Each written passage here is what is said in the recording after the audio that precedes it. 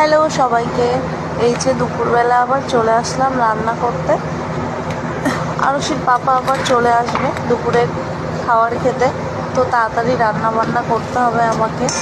মাছের ঝোলটাই করব শুধু, আর ভাত, আর বাদবাকি ডাল আলু ভাজা করা হয়ে গেছে।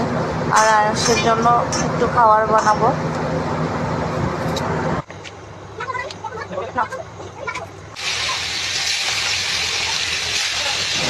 আর তোমাদেরকে একটা সবজি দেখাচ্ছি, এই দেখো। এইটা হলো তরি, এখানকার খুব সুন্দর খেতে, আমাদের ওখানে পাওয়া যায় না ওই সবজিগুলো।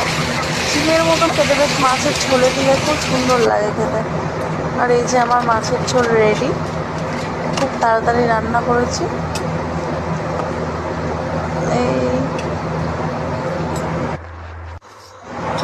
আর এই যে ভাতটা রান্না করলেই হয়ে যাবে আমার রান্না শেষ দুপুরে। আর রাতে রান্না করবো না, হয়ে গেল।